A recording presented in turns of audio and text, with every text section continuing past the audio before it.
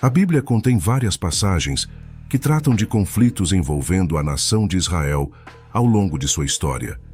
Um dos exemplos mais significativos é a narrativa do Antigo Testamento que descreve as guerras e conquistas do povo de Israel na Terra Prometida. Essas histórias são encontradas principalmente nos livros de Josué, Juízes, Samuel e Reis. Havia chegado o momento tão esperado para os filhos de Israel. A Terra Prometida, Canaã, estendia-se diante deles, uma terra de promessas e desafios. Após a morte do grande líder Moisés, os olhares se voltaram para Josué, o escolhido por Deus para conduzir o povo à conquista. Josué, imbuído da responsabilidade divina, reuniu os líderes tribais e proclamou: "Levantai-vos, passai o Jordão. Eis que dei nas vossas mãos Jericó e todos os seus reis valentes." As palavras de Josué ecoavam a promessa de Deus, e o povo, com coragem renovada, preparou-se para a jornada. Ao chegar às margens do rio Jordão, as águas tumultuosas pareciam um obstáculo intransponível. Mas Josué, confiante na promessa divina, ordenou que os sacerdotes entrassem nas águas. Milagrosamente, o rio se abriu e os israelitas atravessaram a seco, renovando sua aliança com Deus. A primeira cidade a desafiar os filhos de Israel foi Jericó, com suas muralhas imponentes. Deus, em sua sabedoria, revelou uma estratégia única a Josué. Durante 6 dias, o exército marchou em volta da cidade, enquanto 7 sacerdotes tocavam trombetas.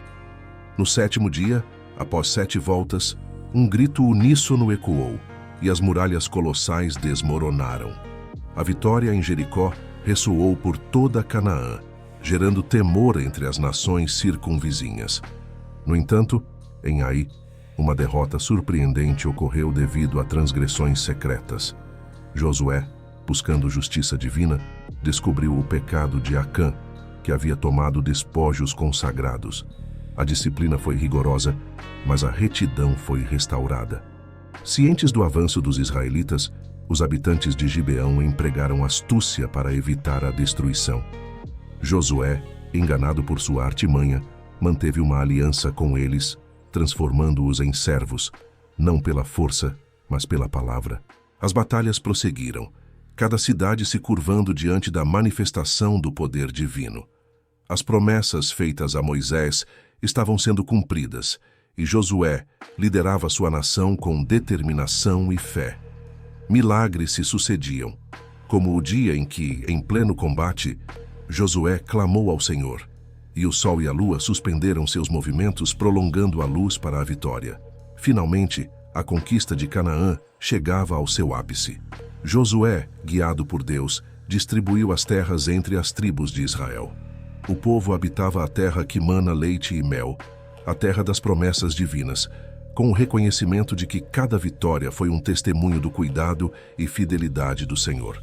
Os filhos de Israel, em sua infidelidade, voltaram-se para ídolos e abandonaram os caminhos do Senhor. Como resultado, foram entregues nas mãos de opressores estrangeiros e sua terra ficou sob a sombra da adversidade. Nesse cenário sombrio, Deus, em sua misericórdia, levantou juízes para libertar seu povo. Um desses episódios é a guerra contra os midianitas, onde um homem chamado Gideão emerge como o protagonista. Gideão, inicialmente visto debulhando trigo em um lugar para esconder-se dos midianitas, é escolhido por Deus para liderar os israelitas. A tarefa parecia impossível, pois os midianitas, como gafanhotos vorazes, saqueavam a terra, deixando apenas desolação. Deus instrui Gideão a formar um exército, mas ele tinha planos diferentes. Em um teste extraordinário, o número de soldados é drasticamente reduzido, pois Deus queria mostrar que a vitória não viria pela força humana, mas pelo poder divino. À noite antes da batalha, Gideão busca um sinal de Deus, colocando um pano de lã no chão. A umidade que cobriu o pano na manhã seguinte foi um sinal claro da presença divina. Fortalecido por essa confirmação, Gideão lidera seu pequeno exército contra os midianitas. Na escuridão da noite, os jarros quebrados revelam tochas acesas, e as trombetas ressoam pelo acampamento inimigo.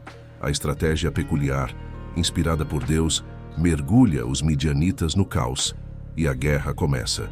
Confusos e assustados, os midianitas voltam-se uns contra os outros e a vitória é conquistada pelos israelitas. O eco das trombetas da guerra reverberou quando as tribos de Israel se encontraram cercadas por inimigos vindos de todas as direções. Os cananeus, amalequitas, moabitas e outros povos hostis se uniram contra a nação que buscava estabelecer-se na terra que Deus havia prometido. Em uma dessas guerras, as tribos de Israel enfrentaram os filisteus, uma nação poderosa e militarmente avançada. Sob a liderança de um juiz corajoso, o povo se reuniu para resistir ao avanço dos inimigos.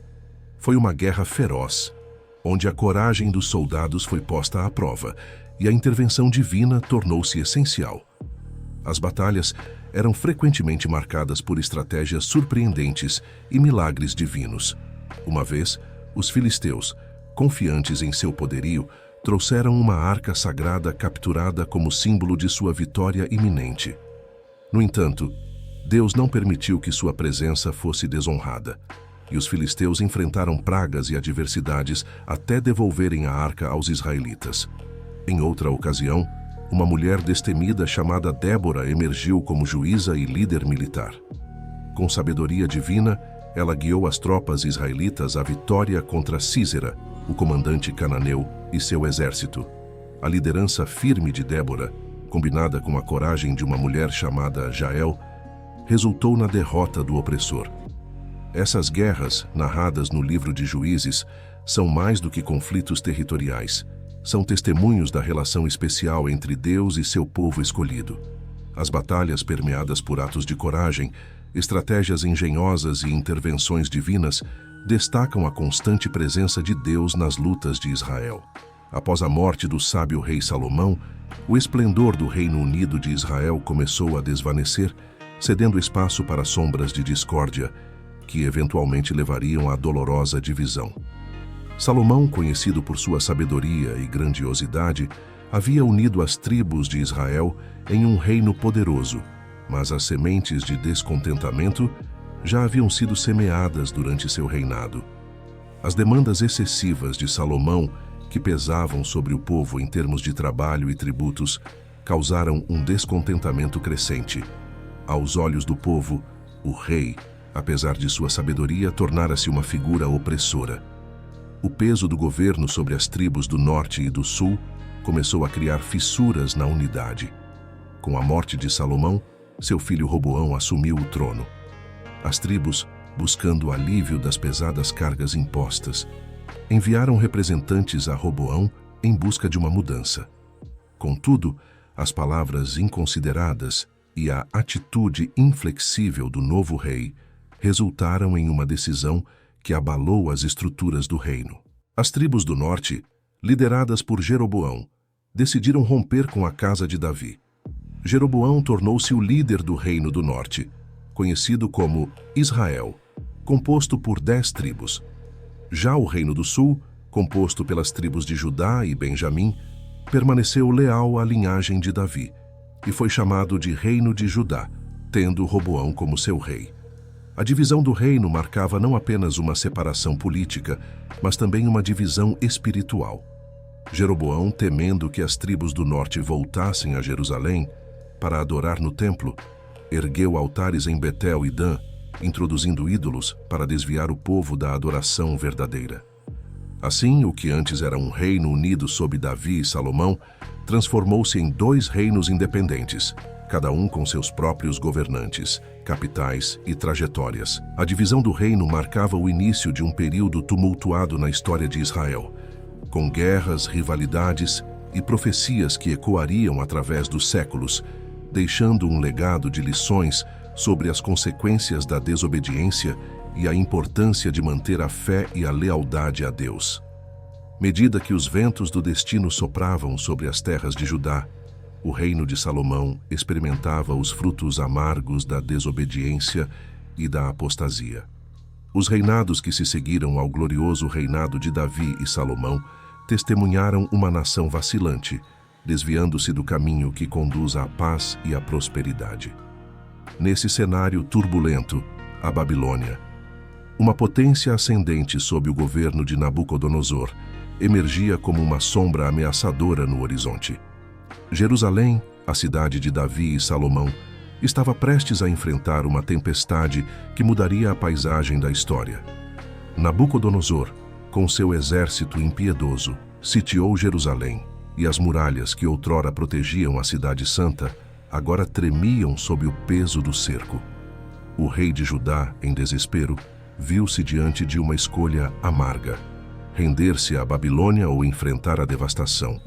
Jerusalém, que já havia testemunhado o esplendor do Templo de Salomão, agora tornava-se palco de uma tragédia indizível. As muralhas foram violadas, os portões se abriram diante da invasão iminente, e as ruas ecoavam com os sons da invasão. O templo, símbolo da presença divina, foi profanado e saqueado, e as preciosas relíquias foram levadas embora. A população de Judá, os nobres, os sacerdotes e o povo comum foram levados cativos para a Babilônia. As lágrimas dos cativos regavam o solo de uma terra estrangeira, enquanto o lamento ecoava pelos rios da Babilônia. Junto aos rios da Babilônia, nos assentávamos e chorávamos ao lembrarmos de Sião. Em meio ao cativeiro, a esperança não foi completamente extinta. Profetas como Jeremias enviavam mensagens de consolo e exortação. A promessa de um retorno à pátria, de uma restauração além das ruínas, ardia como uma chama frágil, mas persistente. O exílio não era apenas uma punição, mas também uma oportunidade para reflexão e arrependimento. Nos corações dos exilados, a semente da redenção era plantada. E assim, em meio às lágrimas e à saudade de Sião, uma promessa divina apontava para um futuro de restauração e renovação. O período de invasões e exílio deixou cicatrizes profundas na história de Judá, mas também serviu como um capítulo de aprendizado. À medida que os anos se desenrolavam, a esperança da restauração crescia, apontando para um tempo em que as ruínas seriam reconstruídas, as lágrimas seriam enxugadas e a promessa de um novo começo se cumpriria.